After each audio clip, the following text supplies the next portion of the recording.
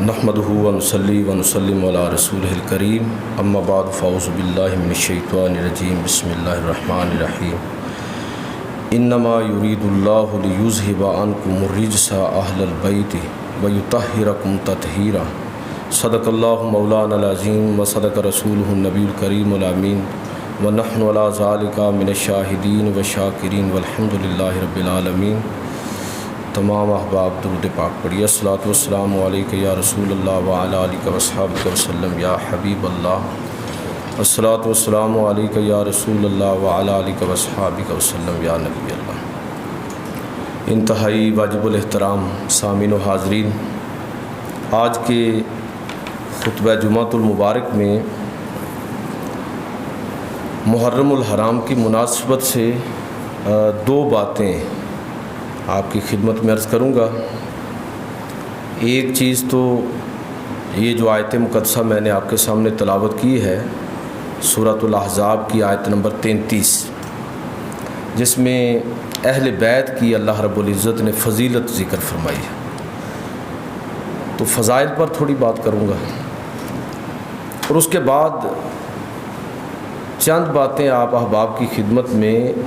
واقعہ کربلا سے جو ہمیں نصیحتیں لینی ہیں، جو اسباق ہمیں پڑھائے ہیں اپنے کردار کے ذریعے، اپنے عمل کے ذریعے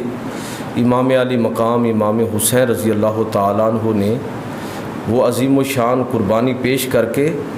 تو ان اسباق کی طرف تھوڑی توجہ چاہوں گا کہ ہم سب ان اسباق کو سمجھیں، جو چیزیں ہمیں اپنانی چاہیے امام حسین کے کردار کے نتیجے میں، ان کا تھوڑا سا تذکرہ ہوگا۔ یہ جو آیت مقدسہ میں نے آپ کے سامنے تلاوت کی ہے، اللہ رب العزت نبی کریم صلی اللہ علیہ وسلم کے خاندان اور اہل بیت کا تذکرہ کرتے ہوئے یہ سورہ احزاب کی آیت نمبر 33 ہے کہ انما یرید اللہ لیذہب عنکم الرجس اہل البیت وَيُطَہِّرَكُمْ تَطْہِیرًا، کہ رب کریم ارشاد فرماتا ہے کہ اے رسول مکرم صلی اللہ علیہ وسلم، بے شک آپ کے رب نے اس بات کا فیصلہ کر لیا ہے، ارادہ فرما لیا ہے کہ وہ آپ کے اہل بیت سے ہر طرح کے عیب، نقص اور گناہوں کا جو میل ہے اس کو دور کر دے گا، اور ان کو بالکل ہر طرح کے عیب سے پاک اور صاف کر دے گا۔ حضرت ام سلمہ رضی اللہ تعالیٰ عنہ، جو رسول خدا صلی اللہ علیہ وسلم کی زوجہ محترمہ ہیں، ام المومنین ہیں، وہ ارشاد فرماتی ہیں کہ یہ آیت مقدسہ میرے گھر میں نازل ہوئی، اور جب جبریل امین یہ آیت لے کر نازل ہوئے تو اللہ کے پیغمبر صلی اللہ علیہ وسلم نے اس موقع پر امام حسن اور حسین کو اور حضرت فاطمہ رضی اللہ تعالی عنہا کو اپنی چادر کے اندر سمیٹ لیا اور چادر کے اندر چھپا لیا۔ حضرت علی آپ کے پاس کھڑے تھے، آپ کی پشت پر کھڑے تھے، اور اس وقت اللہ کے پیغمبر صلی اللہ علیہ وسلم فرما رہے تھے کہ اے اللہ، یہ ہیں میرے اہل بیت۔ اب دیکھیے کہ اہل بیت میں اگرچہ باقی ازواج بھی شامل ہیں، بلکہ اسی حدیث کے اندر آگے بھی آتا ہے کہ حضرت ام سلمہ رضی اللہ تعالیٰ عنہ نے عرض کی اللہ کے رسول، جب حضور نے اس فضیلت میں ان 4 افراد کو، حسنین کریمین کو، حضرت فاطمہ کو، حضرت علی کو اور اپنی ذات کو جمع کیا، تو اس فضیلت کو دیکھتے ہوئے کہنے لگے اللہ کے رسول، میں بھی کیا اہل بیت میں نہیں ہوں؟ تو آپ نے فرمایا کہ تم بھی ہو، دیگر ازواج بھی شامل ہیں، نبی صلی اللہ علیہ وسلم کا پورا خاندان اس میں شامل ہے، لیکن پورے خاندان میں سے خصوصی طور پر کئی مواقع پر اس کا تذکرہ اور فضیلت ذکر ہوئی، وہ جناب فاطمہ زہرا رضی اللہ تعالیٰ عنہ، جناب حضرت علی المرتضیٰ رضی اللہ تعالیٰ عنہ، اور جناب حسن و حسین رضی اللہ تعالیٰ عنہما، ان کی فضیلت کا خصوصی طور پر تذکرہ ہوا ہے۔ تو اس لیے ہمیں اس نسبت سے اہل بیت کے ساتھ اور بالخصوص حسن و حسین، ان کی والدہ محترمہ اور ان کے والد محترم، ان کا خصوصی اکرام اور اعزاز کرنا چاہیے کہ پیغمبر علیہ الصلوۃ والسلام نے بالخصوص ان کا تذکرہ فرمایا، اگرچہ حضور کا سارا خاندان اور تمام ازواج وہ اہل بیت میں شامل ہیں، لیکن ان میں سے بھی اللہ کے نبی صلی اللہ علیہ وسلم نے جن کو خاص کیا وہ یہی لوگ ہیں۔ اور کئی مواقع پر نبی کریم صلی اللہ علیہ وسلم نے ان میں سے ہر فرد کی الگ الگ فضیلت بیان فرمائی۔ حضرت فاطمہ الزہرا رضی اللہ تعالی عنہ کے بارے میں نبی کریم صلی اللہ علیہ وسلم فرمایا کہ فاطمہ جو ہے یہ میرے جگر کا ٹکڑا ہے، فاطمہ بضعۃ منی فمن اغبظها اغبظنی، فاطمہ میرے جگر کا ٹکڑا ہے، جس نے اس کو غضبناک کیا، جس نے اس کو ناراض کیا، اس نے گویا مجھے ناراض کیا۔ اور یہ ایک روایت کے اندر یہ الفاظ بھی ہیں، حضور نے فرمایا یریبنی ما رابہا ویوزینی ما آزاہا، جس نے اس کو راحت پہنچائی، جس نے اس کو خوش کیا، جس نے فاطمہ کو خوش کیا، اس نے مجھے خوش کیا، اور جس نے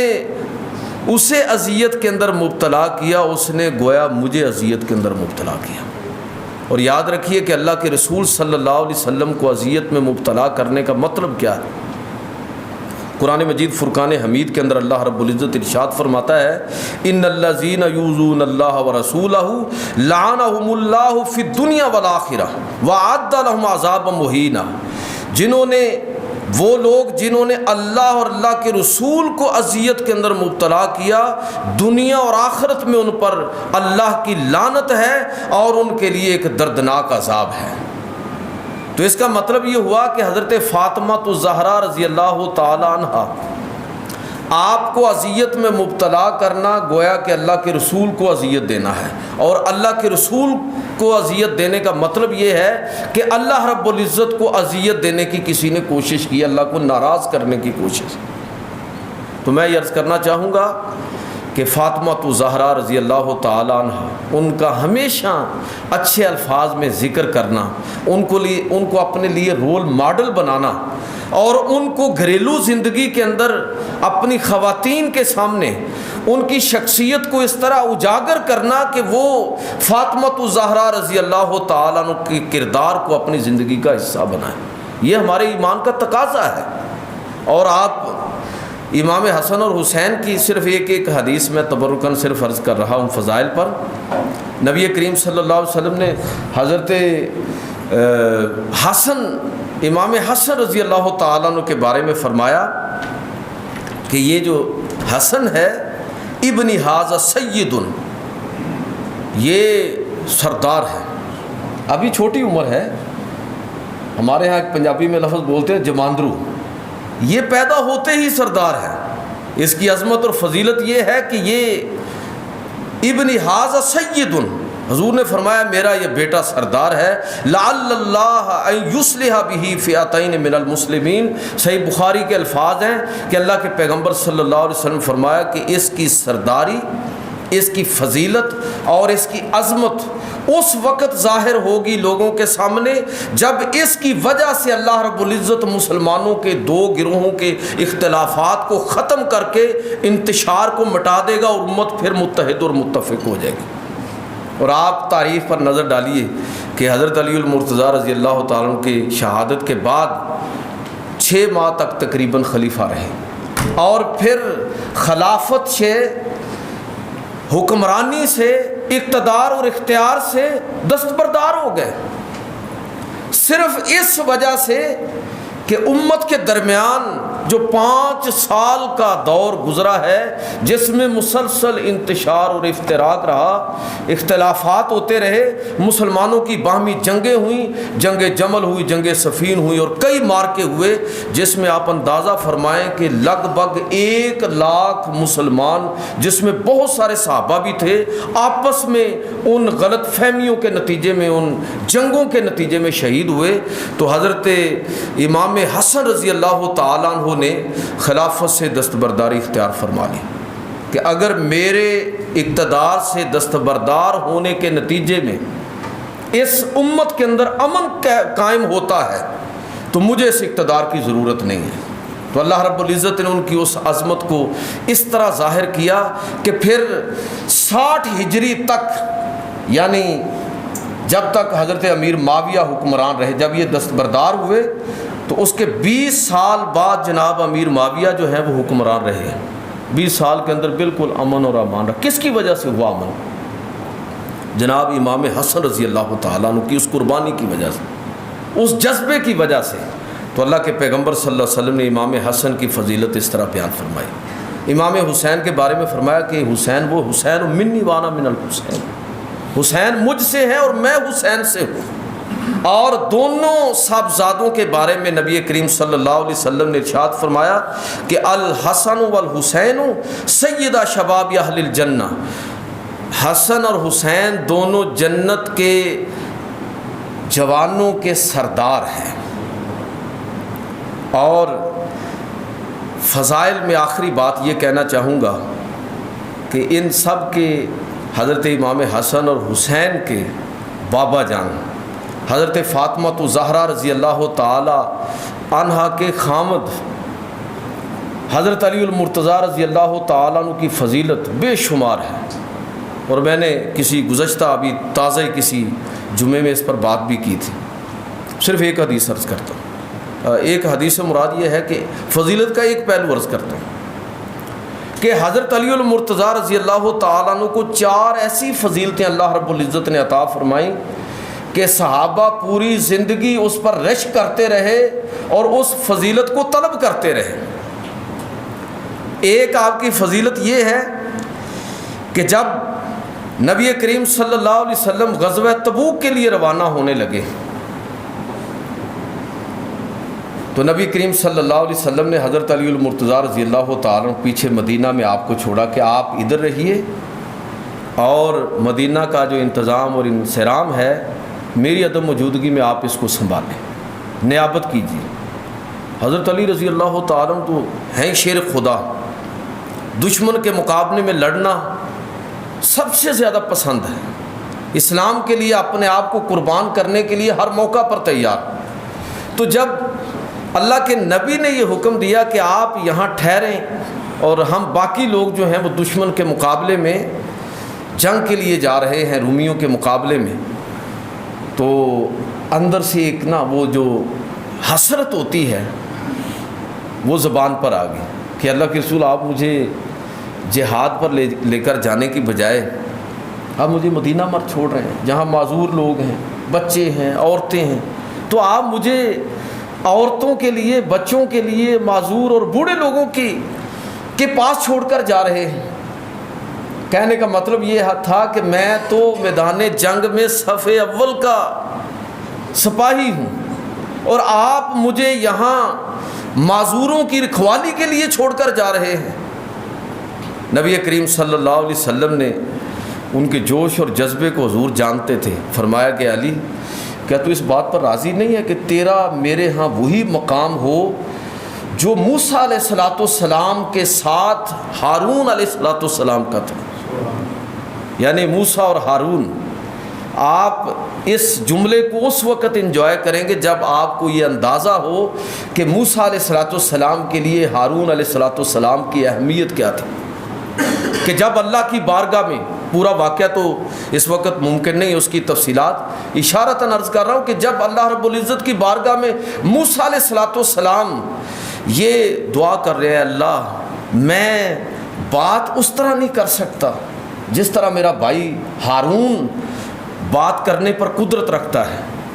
میں کمزور ہوں، اللہ مجھے میرے بھائی ہارون کے ذریعے تقویت عطا فرما، اللہ تو نے مجھے نبوت اور رسالت کے منصب پر فائز کیا ہے،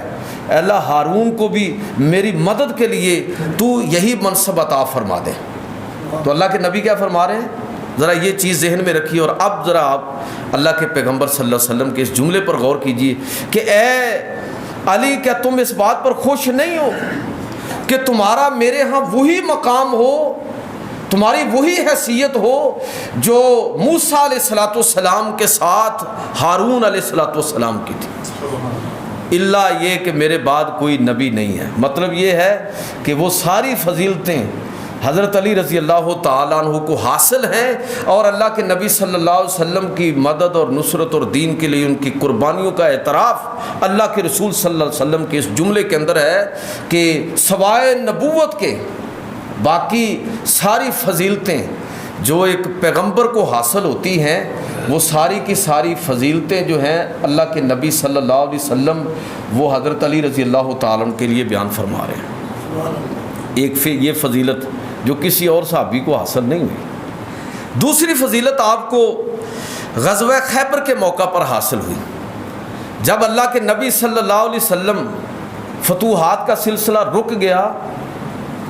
کچھ قلعے فتح ہو گئے، لیکن جو سب سے بڑا قلعہ تھا یہودیوں کا وہ فتح نہیں ہو رہا۔ تو فتوحات کا سلسلہ جب رکا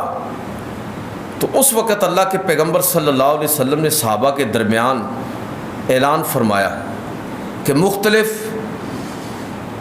صحابہ لشکر کی قیادت کرتے ہوئے دشمن پر حملے کر رہے ہیں، لیکن ابھی فتح اللہ کو مطلوب نہیں ہے۔ تو آپ نے اعلان فرمایا کہ کل میں ایسے شخص کو اپنا علم عطا کروں گا جس کے ہاتھوں اللہ رب العزت یہود پر مسلمانوں کو فتح عطا فرمائے گا، اور وہ شخص وہ ہوگا جو اللہ اور اللہ کے رسول کی نگاہ میں محبوب ہوگا۔ اب صحابہ جو تھے، کئی صحابہ کے بارے میں آتا ہے کہ وہ بیان کرتے ہیں کہ ہم نے رات ایسے ہی گزار دی جاگتے ہوئے، اور ہر کسی کے دل میں یہ تھا کہ کاش صبح جو ہے یہ فضیلت ہم کو حاصل ہو جائے، اس لیے کہ اللہ کے رسول نے فرمایا کہ جس کو میں علم دوں گا وہ اللہ کو بھی محبوب ہوگا اور اللہ کے رسول کو بھی محبوب ہوگا۔ ویسے سارے محبوب ہیں، مطلب یہ ہے کہ محبت میں یعنی وہ دوسروں سے فضیلت رکھتا ہوگا۔ تو کہتے ہیں صحابہ کہ لوگوں نے رات اس انداز میں گزاری کہ دیکھتے ہیں کہ صبح یہ فضیلت کس کو حاصل ہوتی ہے، اور صبح جب صف بندی ہوئی تو اللہ کے پیغمبر صلی اللہ علیہ وسلم نے خیبر کے لیے علم جو ہے جناب علی المرتضیٰ رضی اللہ تعالیٰ عنہ کو عطا فرمایا۔ یہ دوسری فضیلت۔ اور تیسری فضیلت حضرت علی المرتضیٰ رضی اللہ تعالیٰ عنہ کو اس وقت حاصل ہوئی جب نجران کے عیسائیوں کا وفد مدینہ کے اندر آیا، ان کے ساتھ مباہلہ طے ہوا، تفصیلات آپ کسی اور موقع پر سن چکے ہیں۔ تو اللہ کے نبی صلی اللہ علیہ وسلم اپنے گھر والوں کو جب لے کر نکلے کہ جو میں دعا کروں تم اس پر آمین کہنا، تو اس میں امام حسن تھے، حسین تھے، حضرت فاطمہ اور حضرت علی المرتضیٰ رضی اللہ تعالیٰ عنہ۔ جب یہ نورانی قافلہ نجران کے عیسائیوں کے اس وفد کی طرف جا رہا ہے جو مدینہ سے باہر پڑاؤ کیے ہوئے ہیں، تو ان کو دیکھ کر جو ان کا لاٹ پادری تھا اس نے کہا کہ دیکھو یہ لوگ جس طرح ان کے چہرے چمک رہے ہیں، جو نورانیت ان پر طاری ہے، خدا کی قسم اگر یہ محمد صلی اللہ علیہ وسلم انہوں نے دعا کی اور ان لوگوں نے آمین کہہ دیا تو مجھے لگتا یہ ہے کہ اللہ ان کی دعا کے نتیجے میں اگر انہوں نے یہ دعا کر دی نا، اللہ اس پہاڑ کو اٹھا کر دوسری جگہ پر رکھ دے، تو اللہ ان کی دعا کو رد نہیں کرے گا، ان کی دعا کو اللہ رب العزت قبول کرے گا۔ اس لیے تم ان کے ساتھ مباہلہ نہ کرو۔ یہ فضیلت، تیسری فضیلت یہ ہے کہ اللہ کے نبی صلی اللہ علیہ وسلم جناب علی المرتضیٰ رضی اللہ تعالیٰ عنہ کو ساتھ لے کر نکلے ہیں،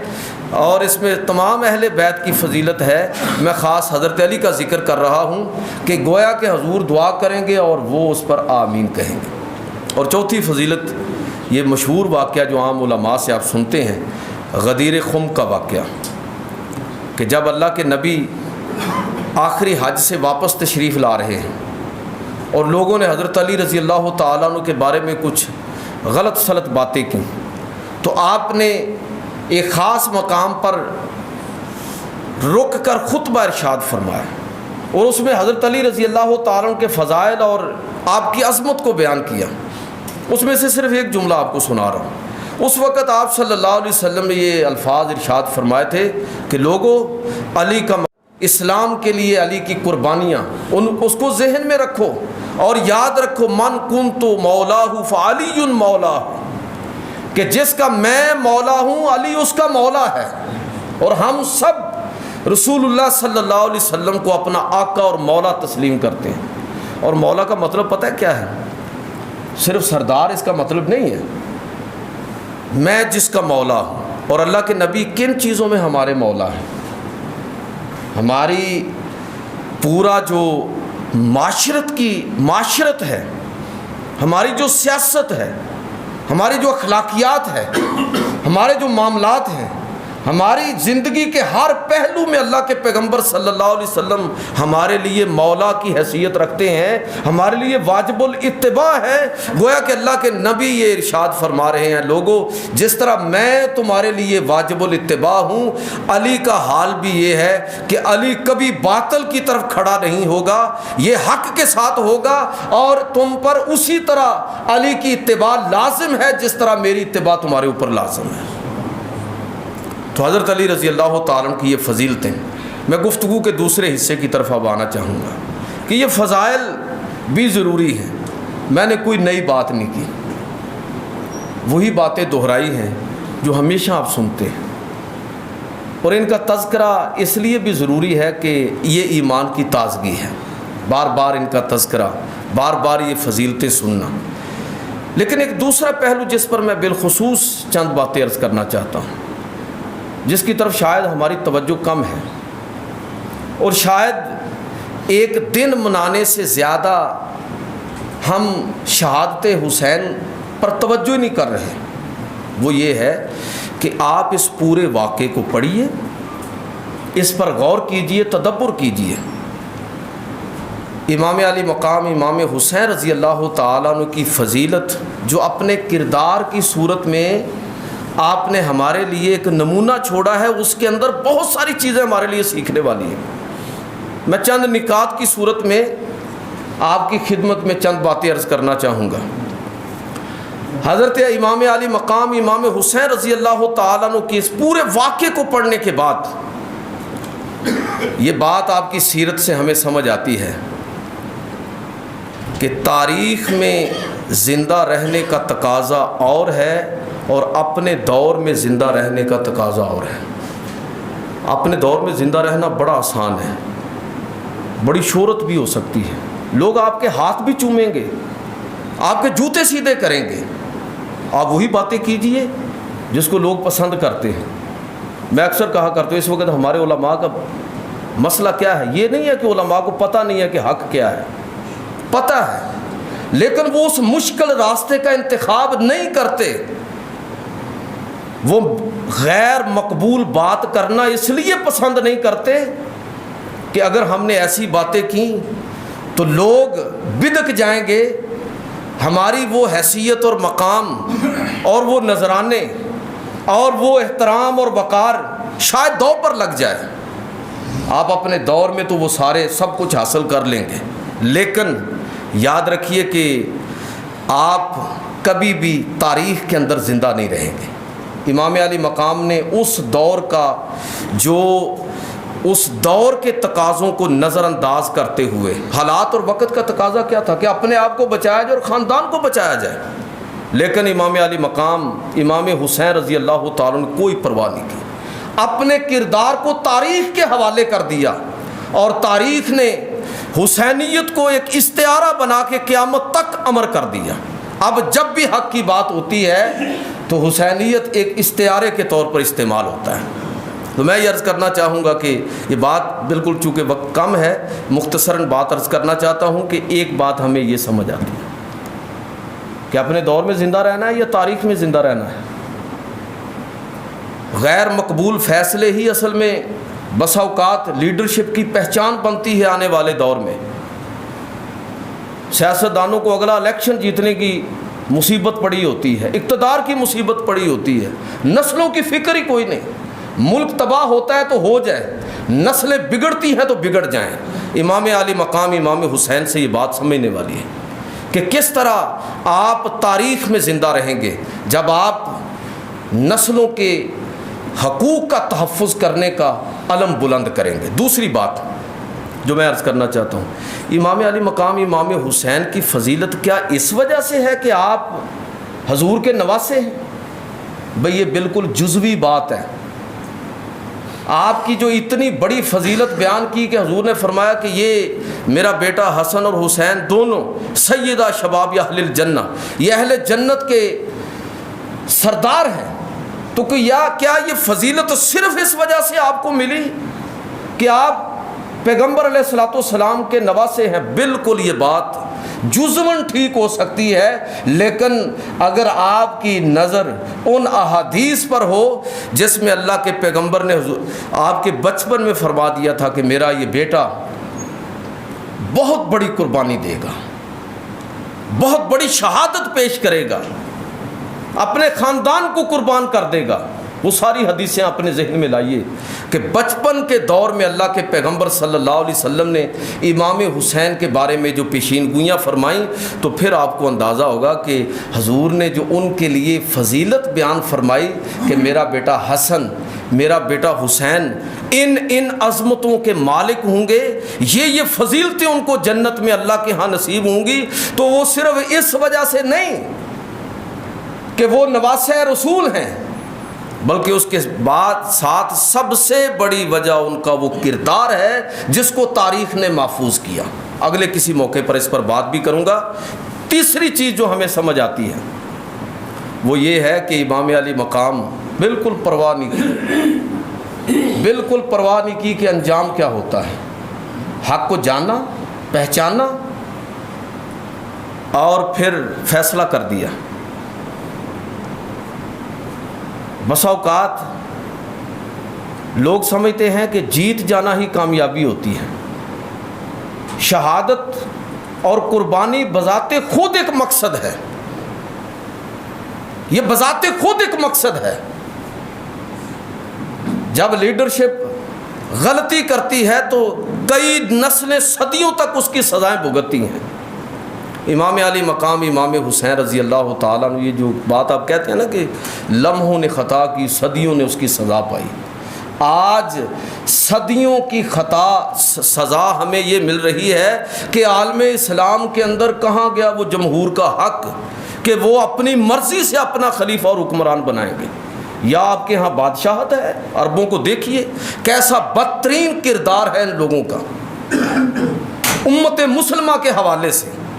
کس طرح سطحی مفادات کے لیے یہ لوگ پوری امت کے مفادات کو قربان کر رہے ہیں۔ تو ہم نے جو سبق خلافت راشدہ میں پڑھا تھا، بدقسمتی سے وہ سبق جس کے لیے امام علی مقام امام حسین نے قربانی دی تھی، وہ لمحوں کی جو خطا ہوئی اس امت سے آج کئی صدیوں گزر گئی ہیں اس کی سزا بھگتتے ہوئے، اور اللہ تعالی ہمیں اس سے جلدی نجات عطا فرمائے۔ چوتھی چیز جو میں عرض کرنا چاہوں گا وہ یہ ہے کہ امام علی مقام امام حسین رضی اللہ تعالیٰ عنہ کے پورے اس واقعے کو سامنے رکھتے ہوئے ایک اور بات بڑی جو ہمارے لیے سیکھنے والی ہے، سمجھنے والی ہے، اور جہاں سے آپ کو امام کے کردار کی عظمت کا اندازہ ہوگا۔ امام نے عملی طور پر فزیکلی ایک سبق دیا کہ نظریات کا قبرستان بنا کے اس کے اوپر مجاور بن کر مت بیٹھنا۔ اگر یہ کردار تمہارے اندر پیدا ہو گیا تو تم ختم ہو جاؤ گے۔ نبی صلی اللہ علیہ وسلم سے بڑا دربار اس دنیا میں کسی کا نہیں ہے۔ آپ کے روضہ پاک کی عظمت اور فضیلت، اس مقام کی عظمت اور فضیلت جہاں اللہ کے پیغمبر دفن ہیں، علماء سے پوچھئے کہ کیا عظمت اور فضیلت ہے، کہ بیت اللہ سے بھی بڑھ کر اس مقام کو پہچانا ہے لوگوں نے، بیان کیا ہے لوگوں نے کہ وہ جگہ کتنی مقدس ہے، مدینہ کتنا محترم شہر ہے، لیکن اس کے باوجود وہ شہر چھوڑا، وہ دربار چھوڑا، اور سب کچھ چھوڑ کر امام علی مقام امام حسین رضی اللہ تعالیٰ عنہ نے قربانی پیش کی، اور اقبال کے بقول یہ سبق دیا کہ نکل کر خانقاہوں سے ادا کر رسم شبیری، کہ فقر خانقاہی ہے فقر اندو ہو دل گیری۔ اگر یہ چاہتے ہو کہ اپنی تقدیر بدلو تو یہ کسی اور نے نہیں بدلنی، کسی اور نے یہ قربانی نہیں دینی، یہ قربانی تمہیں ہی دینی ہوگی۔ اور امام علی مقام ہمیشہ کے لیے یہ سبق دے کر نکلے کہ آپ نظریے کے لیے مجاور بن کر وہاں نہیں بیٹھے، نکلے ہیں اور پھر نظریے کی حفاظت کے لیے۔ پانچویں چیز، امام علی مقام امام حسین کے اس پورے واقعے اور قربانی سے جو ہمیں سمجھ آتی ہے، یہ جو ہمارے اندر لوگوں کے اندر یہ عجیب و غریب قسم کی کنفیوژن ڈال دی گئی ہے، اور میں اکثر اس کا ذکر کرتا ہوں، سیاست یقین جانیے کہ جو عبادت آپ کر رہے ہیں نا، نماز روزہ زکوٰۃ حج، یقین جانیے سیاست اس سے بڑی عبادت ہے، اس سے بڑی عبادت ہے۔ لیکن افسوس کہ لوگ سیاست کو اس طرح سمجھ نہیں پا رہے۔ اگر یہ عبادت نہ ہوتی تو کیوں یہ منصب اللہ کے پیغمبر اور خلفائے راشدین اور امام علی مقام اس کے لیے قربانی دینے کے لیے کہ یہ ذریعہ اور واسطہ ہے لوگوں کی خدمت کا، کہ لوگوں کی خدمت ایک آپ انفرادی طور پر کریں گے، اور ایک یہ ہے کہ نظم اجتماعی قائم کر کے آپ ایک ایک فرد اور پوری ملت کی خدمت آپ کے لیے ممکن ہے، تو یہ کوئی معمولی بات نہیں۔ امام نے عملی طور پر سبق دیا۔ اقبال کے بقول کہ یہ جلال پادشاہی ہو کہ جمہوری تماشا، جدا ہو دین سیاست سے تو رہ جاتی ہے چنگیزی۔ یہ دونوں آپس میں ملی ہوئی چیزیں ہیں، دین اور سیاست کوئی الگ الگ چیز نہیں ہے۔ لوگوں نے اس کو گناہ بنا دیا۔ اگر آج کوئی عالم دین کوئی سیاست کی بات کرے، اور مصیبت یہ ہے کہ ہماری مسجدوں کے اندر لکھا ہوتا ہے یہاں سیاسی گفتگو کرنا منع ہے، تو اور کہاں جا کے کریں بھائی؟ سینموں میں کریں، تھیٹر میں کریں، کہاں پر سیاست کی بات کریں؟ اسی مسلح پر ہوگی جس مسلح پر 4 خلفائے راشدین میں سے 2 اسی مسلح پر شہید ہوئے ہیں۔ اس لیے یہ دین اور سیاست کو الگ الگ کرنے کا جو خوفناک نتیجہ ہے وہ آپ کے سامنے ہے کہ لوگ اجتماعی اور ریاستی معاملات سے ہی دین کو الگ کرنے لگے ہیں۔ مزید بات کو مختصر کرتا ہوں۔ ایک اور بات جو امام کے کردار سے ہمارے سامنے آتی ہے، لوگوں کو بڑا مسئلہ ہوتا ہے جی میں اکیلا ہوں، میں کیا کروں؟ سبق دیا ہمیں امام علی مقام امام حسین نے کہ سچائی اپنے اظہار کے لیے تعداد کی محتاج نہیں ہوتی۔ فرد واحد بھی اگر اٹھے، حق کے ساتھ اٹھے، تو وہ بذات خود ایک طاقت ہے۔ سچائی بذات خود ایک طاقت ہے۔ اس لیے اس چیز کی مت پرواہ کیجئے کہ آپ تنہا ہیں۔ آپ جب سچ کو لے کر اٹھے ہیں تو آپ یاد رکھیے کہ آپ تنہا نہیں ہیں، اللہ آپ کے ساتھ ہے، اللہ کے فرشتے آپ کے ساتھ ہیں، اللہ کے رسول آپ کے ساتھ ہیں، اللہ کی نصرت آپ کے ساتھ ہے، آپ تنہا نہیں ہیں۔ امام علی مقام امام حسین رضی اللہ تعالیٰ نے عملی طور پر بتایا کہ سچائی کے اظہار کے لیے تعداد اکٹھی کرنے کی ضرورت نہیں ہے، بس تم کھڑے ہو جاؤ، قیامت تک کے لیے امر ہو جاؤ گے۔ آخری بات کر کے ختم کرتا ہوں۔ ایک اور بات جو ہمیں سمجھ آتی ہے امام علی مقام امام حسین رضی اللہ تعالیٰ عنہ کی سیرت سے، وہ یہ ہے کہ انفرادی معاملات میں تو سارے لوگ اپنے اپنے معاملات کے لیے اٹھتے ہیں،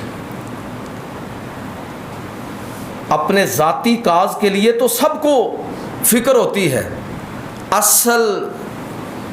سیرت کا اظہار یہ ہے کہ انسان انفرادی مفادات کو نظر انداز کرتے ہوئے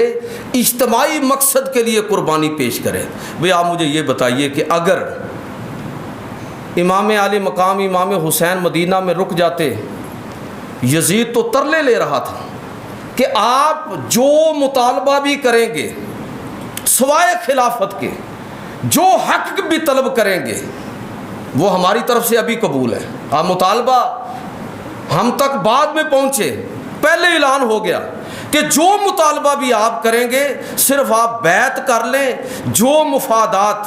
جو پیکج، جو آپ کو جو کچھ بھی چاہیے وہ سب کچھ آپ کو مل جائے گا۔